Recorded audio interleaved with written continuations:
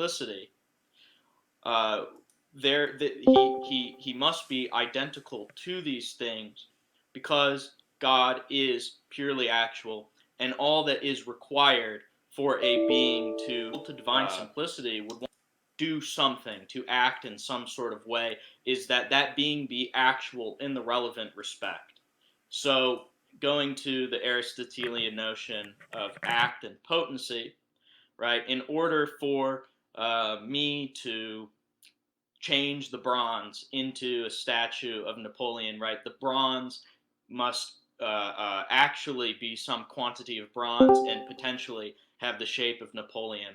And in order for me to do that, I must actually be an artist, or I must actually know what Napoleon looks like. I must be actual in the relevant respects. And if I am actual in the relevant respects, then I can actualize that potency in the bronze.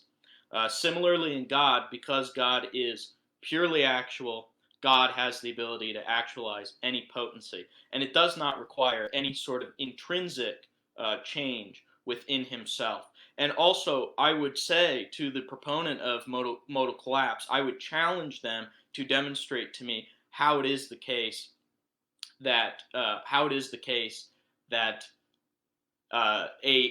change in the creaturely effects in one possible world to another entails a intrinsic change in God.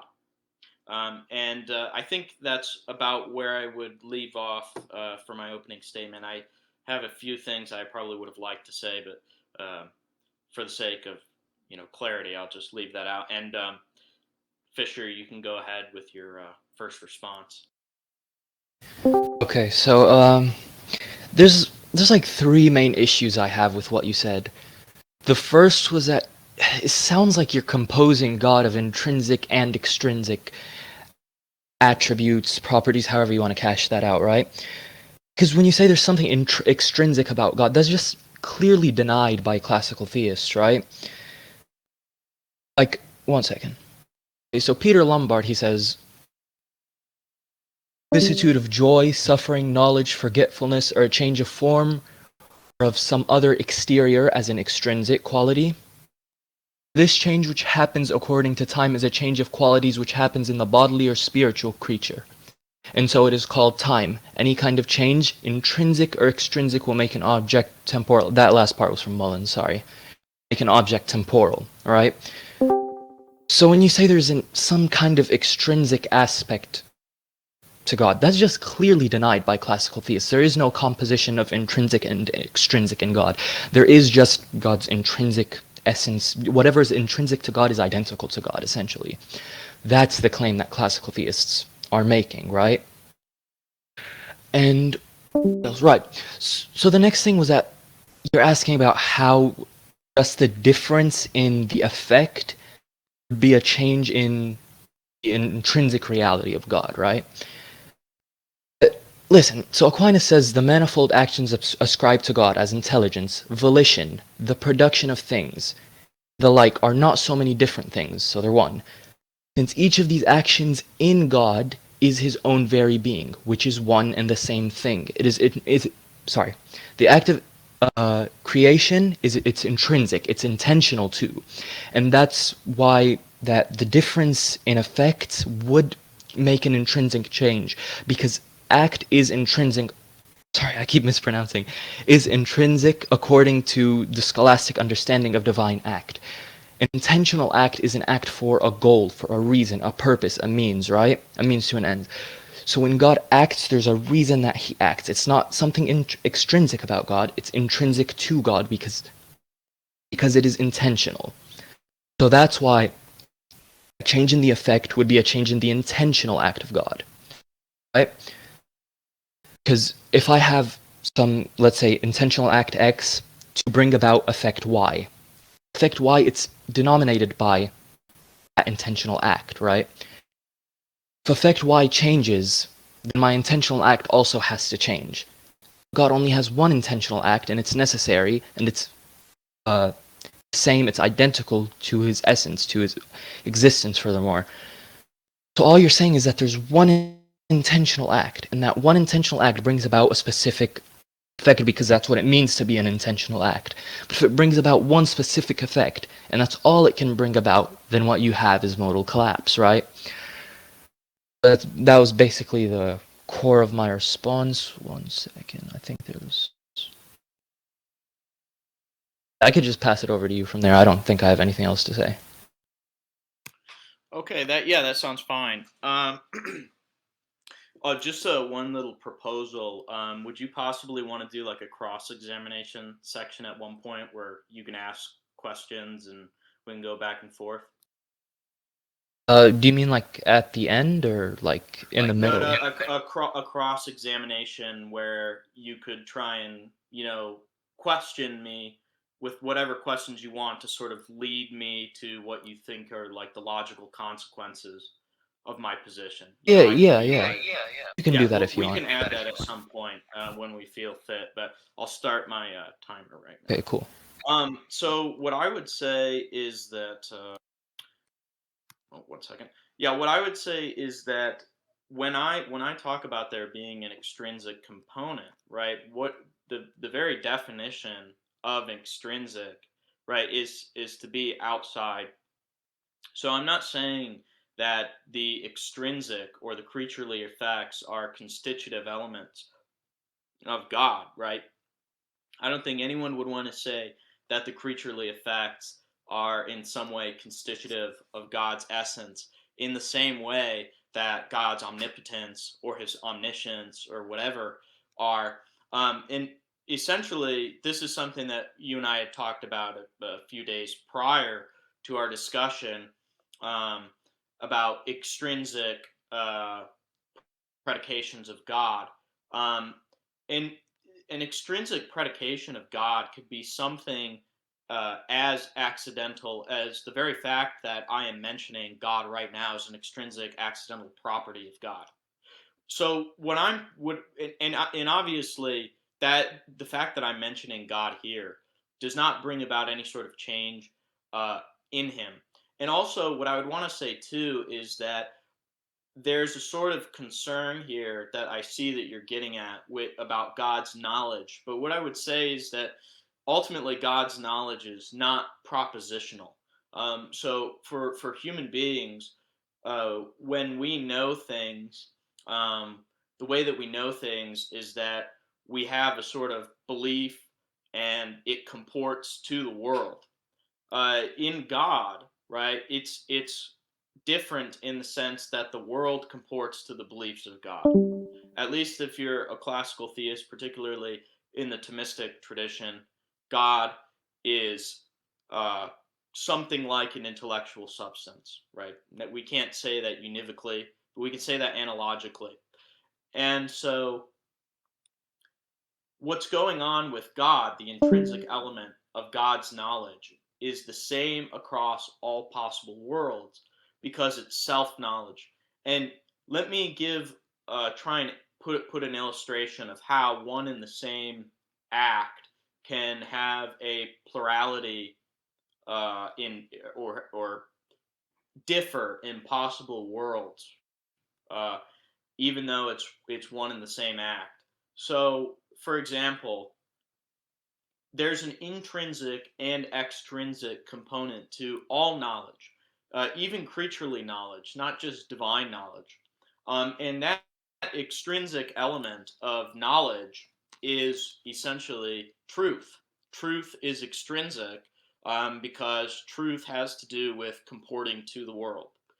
And so when I understand something in my simple act of apprehension or grasping something, one in the same act, that act of understanding, right, intrinsically is the same. What differs in my act of understanding when I understand this mug in front of me or this cup, it's the same act. It's differed or it's multiplied by its relationship or by what is extrinsic to it. Because I think that what we would want to say is that truth is, in a sense, relational. And what I mean by that is that if we hold to a view of truth in which truth is that which corresponds to reality, then what truth is it is a congruence between some state of affairs in the mind and the external world. And what that means then is that knowledge, being a constitutive element, uh, or truth being a constitutive element of knowledge, means that in knowledge there's an extrinsic and intrinsic component. In God, right, all knowledge is known, all extrinsic things are known by one and the same act, which for the Thomist and possibly for all other classical theists is ultimately self knowledge. God knows himself as the cause of all the effects. Because God knows himself, he knows the things that he knows are multiplied by the relationships which creatures have towards his toward to his essence. And so I think that that is sufficient to do the work. Sufficient. It's sufficient to do the work, um, to explain God as being rigidly designated across all possible worlds, and there still being more than one possible world. Now, I think there were. I want to touch on a few more things that you said. I think. Yeah, actually, I think I've touched on just about everything that I wanted to say. Also, one more thing that I want to point out too is this is something that I thought about mentioning in my opening statement, but I didn't. Um, is that one of the things that's very important is that you cannot take modal contexts and apply them sort of or substitute sort of anything that you want into modal context. And this has been well known since the time of Quine, as has been pointed out by Christopher Tomaszewski. And Quine's famous example of the fact that modal contexts are referentially opaque is that you can say, for example, premise one, necessarily God exists. Premise two, God is identical to the creator. Premise three, necessarily the creator exists. Well, if you substitute the terms, what you'll find is that that argument actually doesn't work, and you'll see that what is meant by the opacity of modal context is precisely that they do not reliably preserve the sort of truth value or the content of what's going on in that modal predication. And so we can substitute the terms to show this sort of easily that modal contexts aren't preserved. And what, just for the audience, what I mean by modal context, I'm sure most of you know, but just in case, uh, modality has to do with necessity and contingency. It's a specific subset of formal logic that has to do with, like I said, necessity, which means essentially in all possible worlds, if you want to use possible worlds semantics, or it could mean could not have failed to exist. And contingency means quite the opposite, which is that there's, at least one world in which it did not exist and one world in which it did exist. Or you could say that it could have failed to have existed. And so going back to that example, we can use the same form of the argument that I mentioned earlier, and um, we can say necessarily 8 is greater than 7. The number of planets is identical to 8. Therefore, necessarily the number of planets is greater than 7. Well, it's funny because when Quine used that example, Quine actually said 9. He used 9 and 8 instead of 7 and 8. But we now live in a world of 8 planets. So we know for a fact, right, that the fact that the number of planets is greater than 7 is not necessary.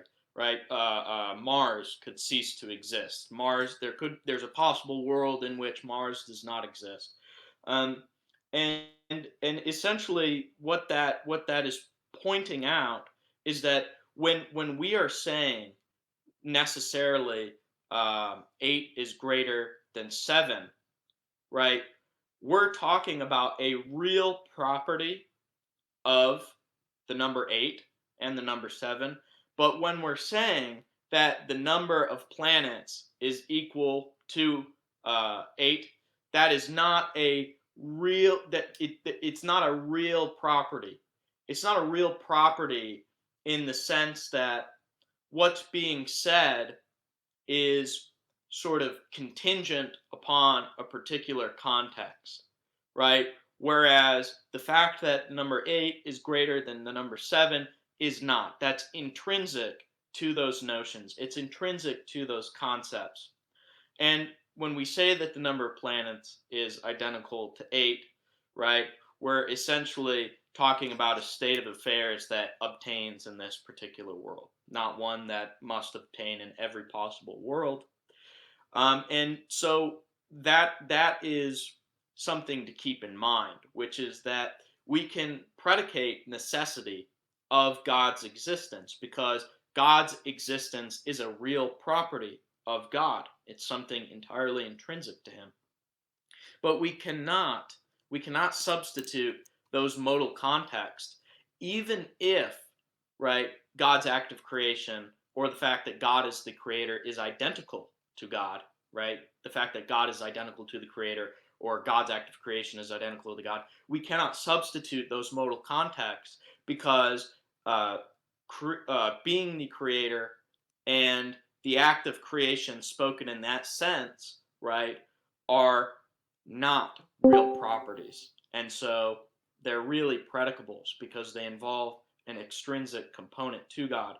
So I used a lot of my time and I spent some time talking about something which wasn't specifically brought up by Fisher, but also I think just one thing, Fisher, for the sake of the argument, could you send in the chat somewhere the formalized argument that you mentioned in your opening statement? Because I didn't have a chance to write it down. And I think it might be helpful if the next part of this discussion we spend some time looking over the argument specifically. Yeah, I got you. I But got you. I'm going to resign the rest of my time, and I'll let you go ahead.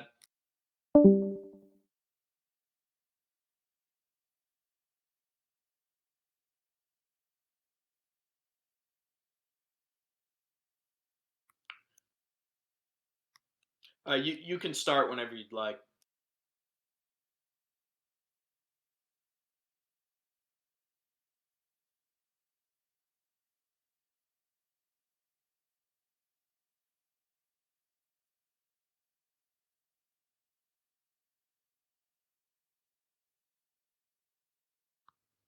Fisher, are you there?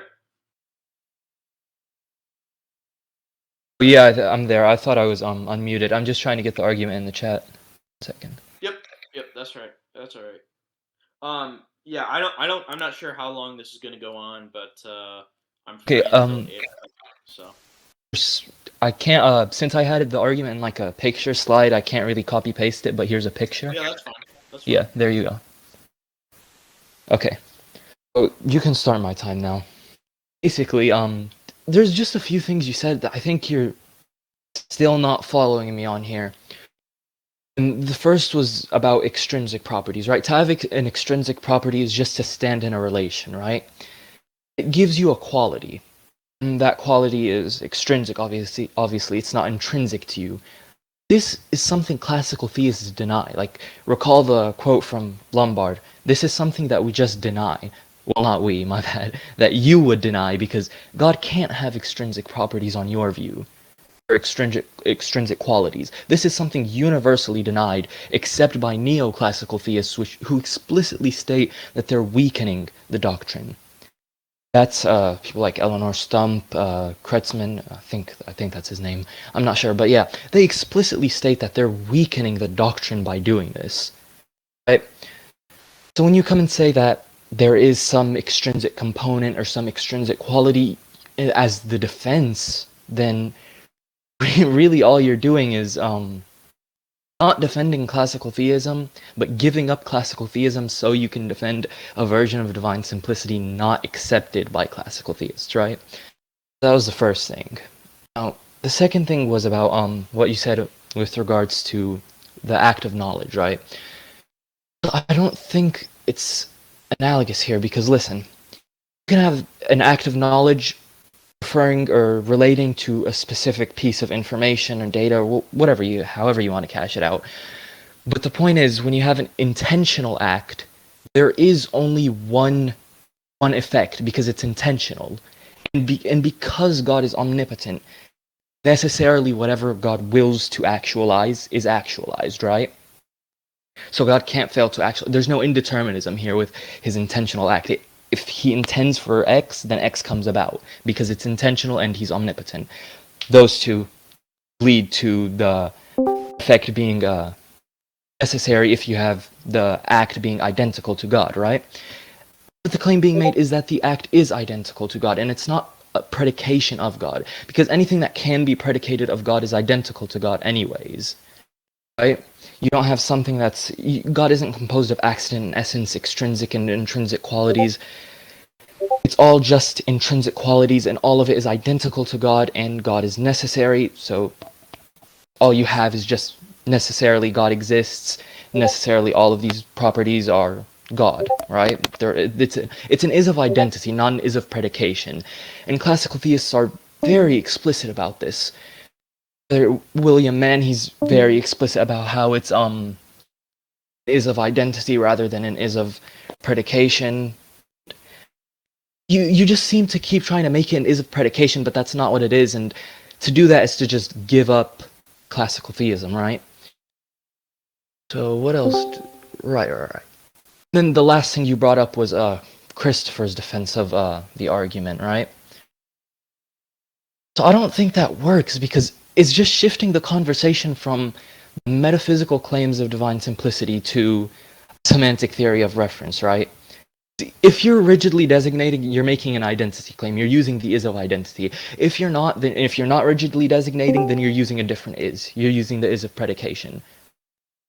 But if the claim being made is that there is the is here of identity, not predication, then you can't use this defense because it just gives up classical theism, right? Which is what you're trying to defend. So that's why, and Christopher, he doesn't, I mean, in his paper, he doesn't even really make an effort to define divine simplicity. And I think that leads to a lot of problems. So he gives this three-premise argument that Mullins doesn't really spell out himself. Instead, I've given this seven-premise argument that Mullins explicitly states. So just like a little cross-examination, as you said, which premise in specific would you deny of this argument? Yeah, I would deny premise 2.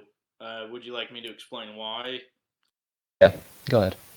Yeah, so I would deny premise 2 on the basis that I don't believe that modal context can be transferred blindly or without some sort of qualification. And it was like that example that I said earlier, because even though the number of planets is identical to 8, right, much like God is identical to the Creator, we can't take the necessity of a real property of the number and apply that necessity to a state of affairs in a possible world. Similarly, with God. That's because there is an intrinsic component, right? And the intrinsic component of the act of creation is God's essence, and the extrinsic component are the created effects. The created effects can change without God needing to change. If I'm done, Okay, so if you okay, want to yeah. continue the question. 1 second.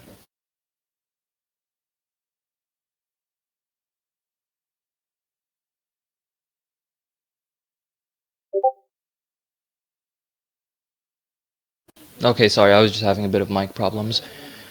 Okay, so when you deny that, all you're doing is just switching the is from identity to predication, which is the issue, right? So if it's identity, then you have rigid designation. If it's not, you don't have rigid designation. So yeah, that's all I had to say. Go ahead. Okay, Yeah, and are you resigning your time or? Uh, I guess, yeah, you could just go ahead now. Okay, yeah. So I guess what I would have to say is that what a rigid designator entails is that across all possible worlds that being exists in all possible worlds that God exists intrinsically, that being is the same. And also, I wanted to respond about something that you had to say with regard to um, with regard to. Extrinsic predications of God. So I understand that you believe that to hold that God can be predicated of extrinsically weakens divine simplicity or the claims of classical theism. But I don't think that it does at all. I actually don't think that anyone could feasibly maintain, and I don't think that anyone feasibly maintains that um, God does not God cannot be engaged in extrinsic relationships in the sense of, like, when I mention God here, right? The fact that I'm mentioning God, and I used this example earlier, that is an extrinsic accidental property that God has, right? God was mentioned, at time t and possible world whatever, right? That's now a predicable of God, and to deny that He can engage in these sorts of things, that I mean, I don't know how you could do that, but secondarily, I don't know why affirming that would do any damage to the claim um, of classical theism, because the claim of classical theism is not that uh, God is not engaged in any extrinsic accidental relationships, but that intrinsically there is no composition, there is no change across possible worlds in God. But I don't think that change in possible worlds is necessary for there to be changes in effects, largely because if God is purely actual, right? God is only act. There's no need in God to change in any sort of way. God, simply by being actual in the relevant respect, is able to actualize any potency ex nihilo. Um, and I think that that's just all that I would have to say. But I think the debate is largely winding down. I'm not sure what your thoughts are on it, but if you want to do like a closing statement, I think we could do that. Unless you think there's more to talk about. Yeah, no, I think we could just do a closing statements now. Okay, so I don't think you understand, or not in like a rude way, but I don't think you're understanding what I'm saying here when I say you can't have extrinsic qualities. And this is accepted by Lombard, Augustine, because I mean even Augustine, he titles his chapter that, one second, right in front of me, that what is said of God in time is said relatively, not accidentally. So it's not something that befalls God, it only befalls creation, it befalls us. And Lombard says that there's no composition of exterior and interior qualities. There's no exterior qualities at all. And Duns Scotus says that accidents are repugnant to the simple God.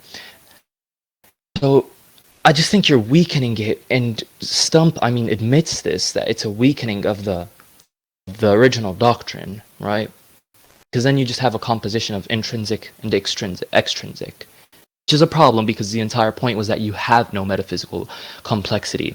There is no extrinsic quality and intrinsic quality. There's just the intrinsic.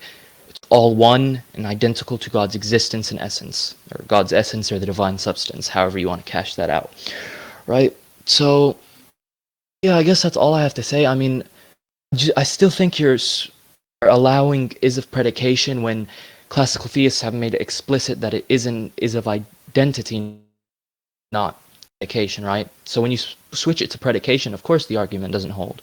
But because it's identity and premise 2 relies on an identity, not a predication, which seems to me to be standard classical theist beliefs, but I guess that's where our difference is, that you reject that premise 2 is a claim of identity and instead it's a predication.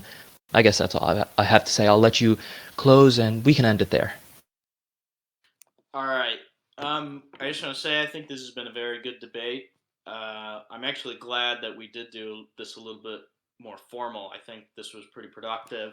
One just final sort of thing that I'd like to say is that I am completely fine with admitting of any sort of predication of God that does not add an additional ontological item. And what I mean by that is that when I say, for example, yeah, that I'm an older brother, there's no additional ontological item in me by that. That's simply a relationship which I have. And so similarly, when we say that God in this possible world in which I have blue eyes, and God in another possible world in which I have brown eyes, does not differ, right? But he does have a differing extrinsic relationship, or that creation has a differing extrinsic relationship to him. Simply, there's no positive additional ontological item in God across possible worlds. The intrinsic element of God, which is his essence. And I think that this is actually the power of divine simplicity, is that in divine simplicity you can actually maintain God's immutability across all possible worlds, because all he is his essence. However, if you deny divine simplicity, what you must maintain then is that God is different across possible worlds, right?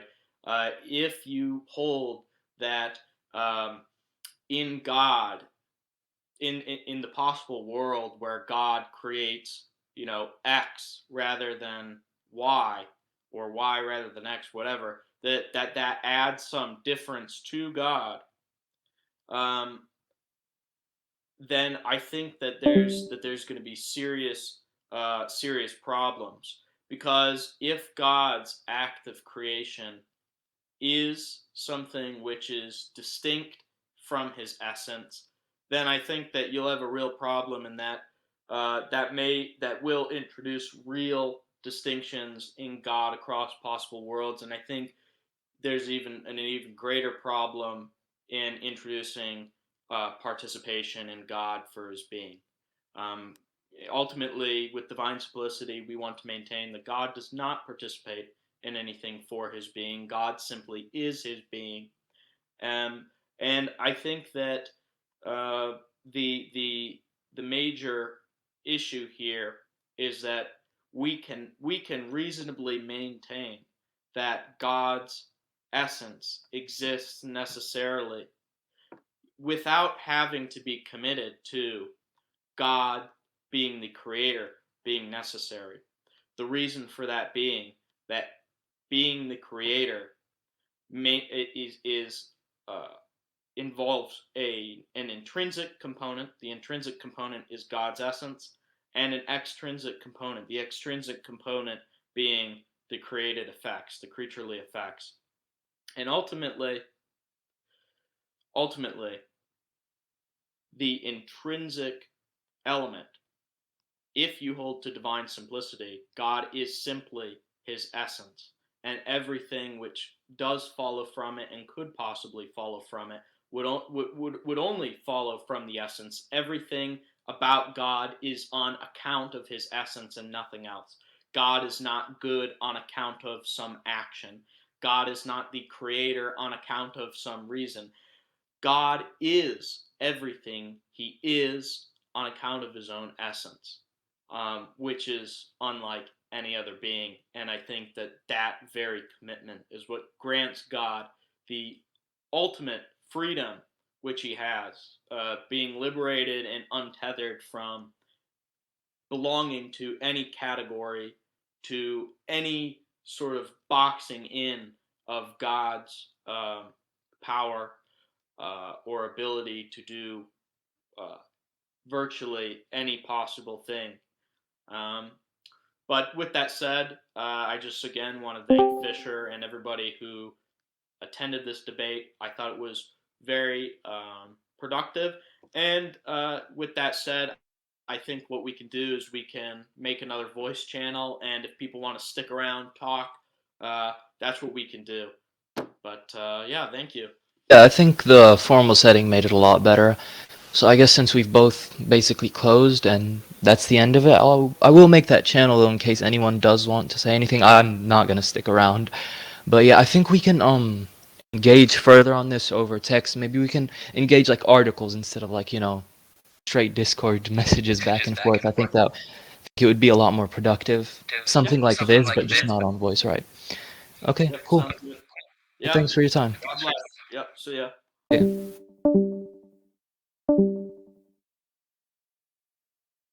Good job. Thank you, sir. Jerome, how have you been? How's it going? I managed to get the first. Sorry, I managed to get like the debate recorded, but I think I lost